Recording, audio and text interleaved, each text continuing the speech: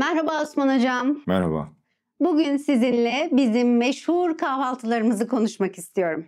Türk mutfak kültüründe kahvaltı çok önemli bir öğündür. Özellikle serpme kahvaltılarımız yerli ve yabancı turistler için çok ilgi çekicidir. Bizler kahvaltıda simit, börek, poğaça, türlü çeşitli reçeller, bal yemeyi çok severiz.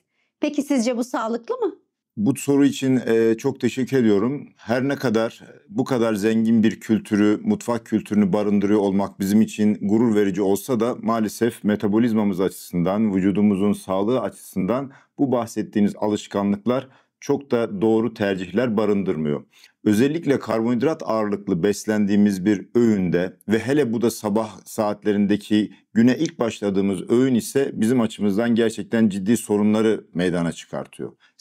Sebep şu: eğer siz karbonhidrat ağırlıklı besleniyorsanız ve bunlar ucuz şekerlerden ibaretse, yani bundan kastımız vücudun direkt hızlı bir şekilde kullanabileceği reçeller olabilir, marmelatlar olabilir, bal olabilir ya da yine beyaz undan mamul edilmiş börekler, ekmekler ya da pastalar olabilir. Bütün bunların hepsi çok hızlı bir şekilde kanımızda glikozun yükselmesine sebep oluyor ve bu ani bir insülin yükselmesiyle birlikte 1,5 maksimum 2 saat içerisinde sizin tekrardan acıkmanıza ve yeniden saat 9'dan diyelim ki kahvaltı yaptınız, 11'i görmeden tekrardan acıkmanıza sebep olacak tercihler barındırıyor. Bu tarz bir kahvaltı yapan kişinin gün içindeki odaklanma ve verimliliği nasıl etkilenir? Yine bu da çok önemli bir başlık. Hepimiz memuriyet hayatımız boyunca bu pratiği yaşayan çok arkadaş gördüğüm için çok rahatlıkla söyleyebilirim. Sabahları mesela evinden kahvaltı yapmadan çıkan ya da yapsa da işte bahsettiğimiz türde yanlış tercihlerle kahvaltı yapan, iş yerine gelirken yanında işte simit ya da poğaça getiren, bunu işte çayla hızlı bir şekilde mesaiye başlamadan önce yiyen arkadaşların çoğunda gördüğümüz manzara saat 11 olmadan, yani öğlen arası öğlen yemeğini saat 12'yi bile bekleyemeyecek kadar açlık ve o anda yorgunluk hissi ve konsantrasyon bozukluğu, yani verim düşüklüğüyle birlikte ortaya çıkan bir manzaradan bahsediyoruz. Bunun da tek sebebi az evvel bahsettiğimiz insülinin hızlıca vücutta salgılanmasına sebep olan sabah kahvaltısında yaptığımız ucuz şekerlerden, ucuz karbonhidratlardan imal edilmiş kahvaltı tercihlerimiz. Yani hocam bu tür kahvaltılar aslında gün boyu daha fazla acıkmamıza mı neden oluyorlar? Evet, yani şöyle, bunlar tabii pratik tercihler olarak ön plana çıkıyor. Her ne kadar serpme kahvaltı daha çok böyle tatil sofralarının, hafta sonlarının bir tercihi olsa da siz eğer sabah kahvaltılarınızı bu bahsettiğimiz ağırlıkta, yoğunlukta ucuz şekerlerin, ucuz karbonhidratların, vücudun hızlı bir şekilde kullanabileceği karbonhidratların kullanıldığı bir menüyle yapıyorsanız bu sizin gün içerisindeki performansınızı hem olumsuz etkileyecek hem hızlı bir şekilde acıkmanıza sebep olacak. Bununla birlikte tekrardan insülin direnci, metabolik sendrom, kilo alma, hatta belki diyet yapıyorsanız kilo verememe gibi problemleri de beraberinde getirecek bir tercih demektir. Bu nedenle her zaman söylediğim gibi kahvaltılarda da olsa, akşam yemeklerinize de olsa öğüne proteinlerle başlamak, karbonhidrat tercihlerini mümkün olduğunca azaltmak ve öğünün sonuna saklamak daha doğru bir tercih. Hocam sıklıkla altını çiziyorsunuz. Bize bu konuda rehberlik etmeye çalışıyorsunuz. Öğünlere protein ile başlamak. Neden bu kadar önemli? Evet, proteinler, yağlar ve karbonhidratlar bizim ana enerji kaynaklarımız. Proteinler ve yağlar sindirimleri karbonhidratlara göre daha zor ve bize sağladıkları kalori, enerji miktarı karbonhidratlardan çok daha yüksek. Örnekleri şu şekilde daha akla yaklaştırabiliriz. Karbonhidratları vücudumuz bir kağıdın ya da bir talaşın ya da bir samanın tutuştuğu hızda çok hızlı bir şekilde yakar, çok hızlı bir şekilde kaloriye çevirir ve o bahsettiğimiz samanın, kağıdın yahut talaşın yandığı enerji bir zaman sonra tekrardan hızlı bir sönme ve nihayetinde ortamın soğuması şeklinde bir netice doğurur. Ama eğer siz protein ya da yağlarla, sağlıklı yağlarla beslenebiliyorsanız bu sizin vücudunuzda bir kömürün sobayı tutuşturması ve sobada kömür yakılması gibi bir etki doğurur. Eğer siz sağlıklı bir protein, sağlıklı bir yağ tercihini öne alarak öğününüzü bu şekilde başlatırsanız bir kömür sobasındaki gibi çok uzun ve düzenli bir kalori sağlarsınız ve bu gün boyu sizin beslenme ihtiyacınızın daha az olmasına, karbonhidratlarla beslenirken yaşadığınız konsantrasyon bozukluğu ya da halsizlik gibi epizotların, atakların daha az ortaya çıkmasına sebep olacak bir avantaj sağlayacaktır.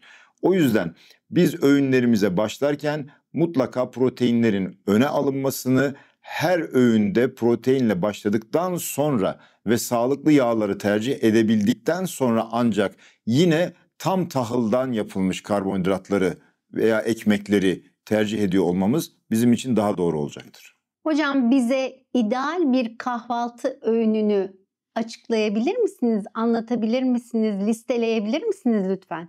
Bu ister kahvaltı olsun, isterse hangi yemek olursa olsun her zaman değişmeyecek temel kuralımız şu: proteinleri başa almak, proteinlerden 3 dilim, 3 lokma aldıktan sonra ancak karbonhidrat tüketmeye, ekmek tüketmeye başlamak gerekiyor. Bunun yanı sıra yağ tercihlerimiz konusunda da yine doğal yağları tercih etmemiz gerekiyor. Bu zeytinyağı olabilir, tereyağı olabilir, ceviz yağı olabilir, avokado olabilir ama nihayetinde dediğim gibi doğal yağlar ve kaliteli yağlar olması gerekiyor.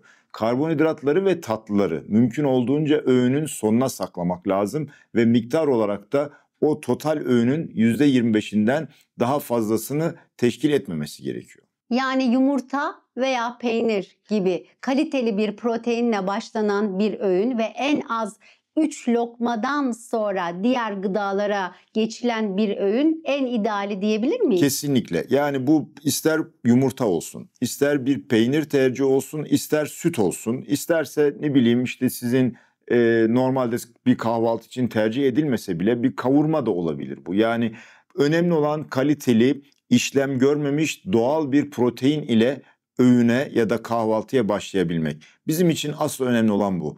Biz eğer proteinleri menüde öne alabiliyorsak bu bizim gün boyu daha dengeli bir kan şekeri, metabolizmamızın, pankreasımızın daha fazla yorulmamasını, insülin salınımındaki dengesizliklerden dolayı özellikle ana enerji maddesi glikoz olan beynimizin konsantrasyon azlığı, çabuk yorulma ya da açlık atakları gibi sorunlar yaşamamasına imkan sağlayacak demektir.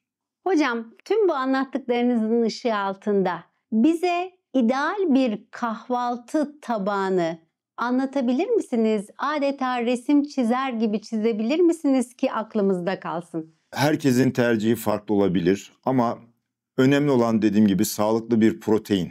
Mesela bu sizin için 2 tane haşlanmış yumurta olabilir. Ya da gerçekten tereyağda kızartılmış bir yumurta da olabilir. Bir peynir tabağı da olabilir. Eğer bununla başlayabiliyorsanız bunun yanında tere, roka, maydanoz, domates bunları da ihtiva eden bir küçük bir salata tabağı ve maksimum 25 gram kadar ağırlıkta tercihen tam tahıl veya esmer ekmek dediğimiz karakterde bir ekmekle kahvaltımızı bitirebiliriz rahatlıkla. Ve bunu çok rahatlıkla ve çok büyük bir iddiayla söylüyorum.